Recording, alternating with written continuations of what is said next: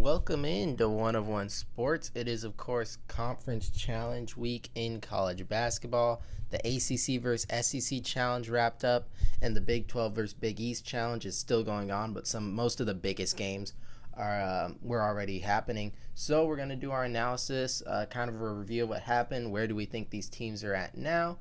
And starting with the ACC SEC Challenge, where the ACC got destroyed. The SEC won 14 out of the 16 games. The only two wins the ACC got were from Clemson and Duke, which we can talk about for a second here.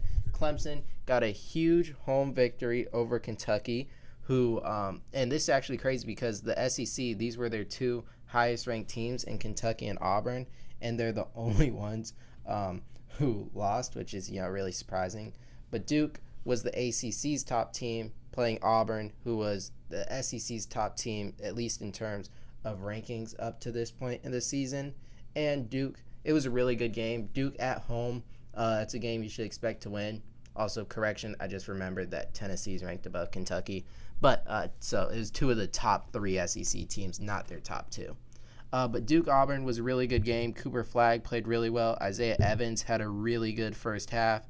And, it's just a competitive game. Duke at home is a good win for them and a kind of a needed win for the ACC to kind of save face a little bit. And then Duke, I think, just on a team level for them, as a young core, I think you had to win one of these big games eventually because you beat Arizona, but then it turns out that a bunch of people are beating Arizona. They're not very excuse me. They haven't been very good to this point in the season. But your two games against teams that we thought were proven to be really good in Kentucky and Kansas, both obviously lost recently, which we'll talk about more. But you lost both of those games. They were competitive, but you lost them. So to have another competitive team, another competitive game against a top team and win, I think is huge for a young team with a bunch of freshmen. And I think it sets the tone to continue into ACC play, where they look like the favorite right now to win it. And then Clemson, you improved to 8-1, which is good because your toughest games to this point were Boise State and Penn State. You beat Penn State in a close game. You lost a road game to Boise State, who we think is probably a decent team, got some talent there, but as Clemson is probably a game you thought you could win even on the road. So to bounce back, win a huge home game like that against Kentucky gets them on the right track for ACC play, and then maybe because Clemson, I think, probably a team that could potentially be on the bubble later in the season. You have a win like that could maybe end up getting you into the tournament. You never know. But so that's really the positives for the ACC. And that's, pretty much the only positives they had. So now we can get into who are the disappointments of the tournament. The ACC at large was just a disappointment almost across the board except for those two teams. But I picked out three teams that specifically I thought were disappointing, and I went with these three teams. So North Carolina I want to start with because in my when I did my Feast Week video, I said, hold your stock in North Carolina. They will improve. And I still believe that by the end of the year, they'll be a really competitive team. But in the preseason, I thought they'd be a 1 seed level team. I thought they were a Final Four caliber team. I picked them to be in my Final Four. And though I think they'll continue to get better because, like I said in that video, Ian Jackson and Drake Powell are really talented, going to continue to get better. I think R.J. Davis is going to start playing better. But for some reason, they don't play well in the first half really at all. Elliot Cadeau, his aggression just kind of comes and goes. You don't really have a reliable true big man. Lubin, I think he's playing fine, but even he's only 6'8", and you don't have a true center, so you can struggle with rebounding at times. And overall, there's just a lot of issues with this team at the moment, and you're on a 3-game losing streak. But it's just every big game you had. So you versed Kansas, you end up losing by 3, 92-89. But you're down 15 at the half, and then you come back, have a chance to win, and you end up losing tight. But if you don't have that deficit, then Dayton, you end up winning 92-90. But you're down 18 at the half and have to win the second half by 20 to win the game, which you do. But then Auburn, you were down early, and you're not able to get out of the hole because Auburn's a team that was just too good to allow that. Michigan State, a lot of the same. You're down 9 at the half, struggle really throughout, and then you have that late surge in the second half to force overtime where you end up losing in overtime. And you try to do the same thing, but when you're versing good teams like Auburn, like in Alabama, you can't afford to dig these holes. It's going to be too tough to get out of. And even when they got a little bit pushed, Alabama's too good of a team to allow that. So you just, Hubert Davis and them have to figure out a way. You got to start fast. You can't be, and when you have these big games, you can't be getting in a hole like that. Then Louisville, I was disappointed by because they were at home with a chance to get a big win against a good Ole Miss team. And, you just did not perform, losing by 23. And now you look at Louisville, and you have 3 losses, actually all the SEC teams. You weren't competitive against Tennessee. You played well in Battle for Atlantis, beating Indiana, West Virginia, and lost a tough title match to Oklahoma by 5. So if you'd come out beating Ole Miss, that could be like the Louisville program's back heading into ACC play where you're going to have Duke. But no, you don't look competitive at all. And that's, because Indiana, how good are they really? They didn't perform well at all at Battle for Atlantis. West Virginia, again, probably a good team, but we're not sure. Oklahoma, I have my questions about, and you weren't competitive against Tennessee and Ole Miss. I don't think it bodes well for them heading into this Duke matchup. And in the next 2 out of your next 3, you're going to have Duke, and then you have a road game against your rival Kentucky. Haven't performed well against the SEC at all this year. Those could be another 2 losses, and then you're sitting at 6-5 early in the year. I thought this was a huge opportunity for them, and they just did not show up, which I was disappointed by. And then Pitt, I was disappointed by because, we can actually move on because they're going to be talked about in the next part. Because impressive teams, I actually included Mississippi State in the impressive as well. So just talking about Pitt Mississippi State game, Pitt was a team I thought was legitimately good. After some of the games they won, they were really competitive with Wisconsin. End up losing, but you beat Ohio State, you beat LSU, you beat West Virginia by a lot, and then Mississippi State just houses them, which to me I did not see that coming, especially coming off a loss to Butler. I thought maybe Mississippi State was they might be a little overrated because they were a top 25 team, and then to just dominate Pitt was really, really impressive. Then Ole Miss, I talked about with Louisville. Again, those are mixture. It's a mixture of disappointment on the Louisville and Pitt side with impressiveness from Ole Miss and Mississippi State. Because I don't think Louisville and Pitt are just bad teams, but I was disappointed in their performance. Impressed with Ole Miss, Mississippi State. But then most impressive for me gotta be Tennessee. Just absolutely demolishing Syracuse. And I'm not sure Syracuse is a tournament team or a good team. I think they're a decent team if you look at how they performed against Texas. And Tennessee's just been doing this to people. You beat Louisville by 22 on the road. You beat Virginia by 22 at a neutral site. You beat Baylor by 15 on a neutral site. You beat Syracuse by 26. They're just housing people. They look like the best team in the SEC. And Syracuse, you only lost by 4 to Texas. You lost by 5 to Texas Tech. Both good teams. I'm not saying Syracuse is the best team in the world, but 26 and just not competitive at all. I was super impressed by Tennessee. So that leads us in. I wanted to do a power ranking of these teams, and this is what I have right now. Just talked about Tennessee. I think they look like the best team. I'd still have Auburn over Duke because of the Battle for Atlantis performance. Duke was at home. If you asked me to pick if they played at a neutral site, I'd lean Auburn. I got Duke 3, Alabama 4, but probably one of the highest ceilings in the country when they're playing their best ball. Mark Sears is great. A lot of talent, a lot of three-point shooting. Ole Miss at 5 jumped Kentucky for me just because of how dominant they were against Louisville.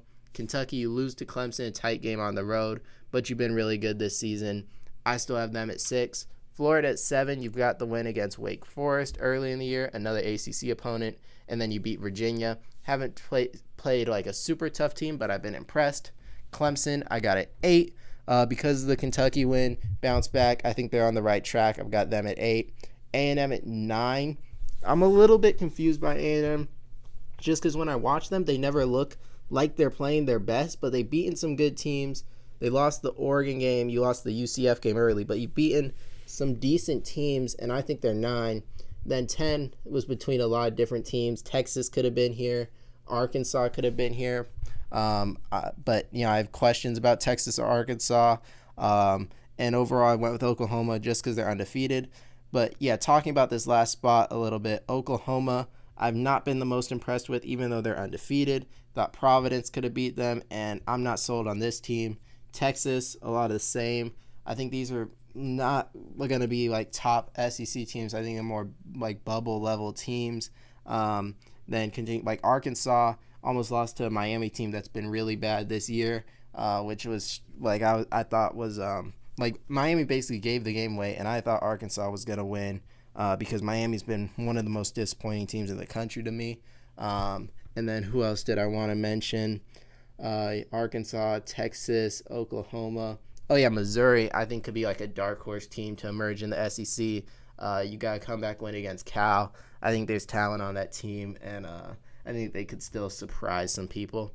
But, yeah, this is my top 10 power ranking, and that's my ACC SEC analysis. So now we can move on to the Big 12 versus the Big East. Obviously, a continuing tournament, but in my opinion, the biggest games were these ones, and they all took place already. Creighton got a huge upset win over Kansas. Iowa State beat Marquette in a top 6 matchup.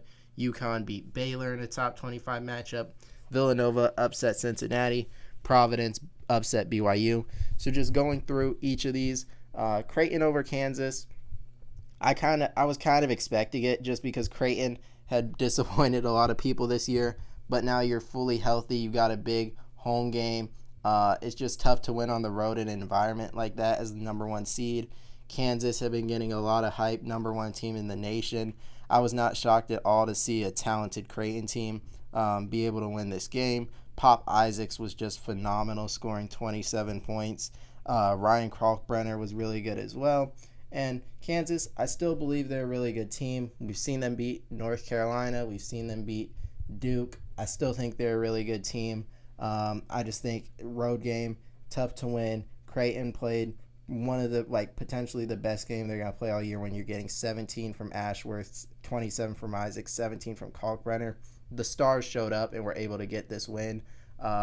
And huge, but we'll talk more about this. Huge win for the Big East, though, taking down potentially the Big 12's best team, which is why I think Iowa State's win over Marquette was huge for the Big 12 because, as you could see, they have not performed well so far. And this is a Big 12 conference that a lot of people, including myself in the preseason, thought was the best conference in college basketball.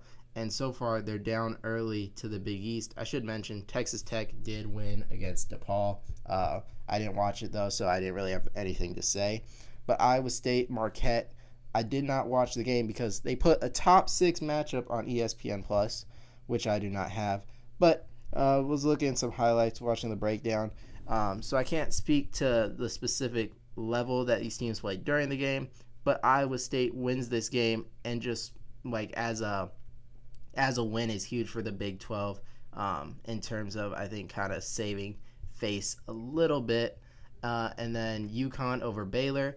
Both of these teams, I think, are pretty middling right now, slightly above average teams. UConn without Alex Karaban, big win for them because without Karaban, I thought there was a chance UConn would lose this as well. But I've not been really impressed with Baylor or UConn. Jeremy Roach went down during the game for Baylor, which hurt them. So both teams dealing with a little bit of health issues. UConn continues to struggle with foul trouble with their big men. And overall, both these teams have a lot of flaws to work out if they want to get to, I think they were both top 10 teams. That top 10 level they were expected to be in the preseason. Baylor, you've got good guard play, but you are undersized, and I mean, there's just something missing. I'm not even really sure what it is because I see a bunch of talent on this Baylor team. Obviously, BJ Edgecombe was out as well, which does hurt. He could be a top 5 pick in the draft. And then UConn, Aiden Mahaney, I thought played better, hitting 3 threes. But I think this was the first time I've seen him used in a better way because they're trying to get him play more on ball, which hasn't been his forte throughout his college career. So there's that, and then Karaban coming back. Both teams I think will improve, but as of right now, I'm not sure either's top 25 caliber. And then these last 2 games I think are the real ones, that hurt the rep of the Big 12. Because Cincinnati is supposed to be one of the better teams in the Big 12. Villanova's already lost a game to Columbia. lost to someone else I can't remember, but you upset Cincinnati, and I think Cincinnati was at home. I could be wrong about that. I should double check that. And then Providence, who finished last in the battle for Atlantis, lost all their games, comes out and beats BYU, another team who maybe isn't supposed to be like the best team in the Big 12, but supposed to be a pretty good team. You've got Igor Denham, who's getting a lot of hype from NBA prospects, and it was at Villanova, so I was mistaken. Also, Providence, it was at home, so they are both road games. So the Big East kind of got an advantage here, having all like UConn, Creighton, everyone except all of the home teams won here. So maybe it just goes to show just how big of an advantage home court is in college basketball instead of which conference is better. Like maybe if you flip the home court, this flips around. So that is something to consider as well that I just noticed. But overall, the Big East, good, really, really good performance. I don't have a power ranking here because the tournament's not over. Maybe I'll upload that when the tournament is over, because you still have some games that are gonna, like Xavier, TCU. TCU's at home. West Virginia, Georgetown. Kansas State at St. John's. And I think, Houston, Butler. So those are the big ones left for this challenge. But the Big East certainly has the advantage early. But that's all I have for analysis on these challenges. Make sure to let me know who are your most impressive teams. What are your thoughts on the Big East beating the Big 12 so far? What are your thoughts on the SEC crushing the ACC? Make sure to leave it all in the comments below. Please leave a like on the video. Make sure to subscribe. I thank you guys all for watching. Until next time.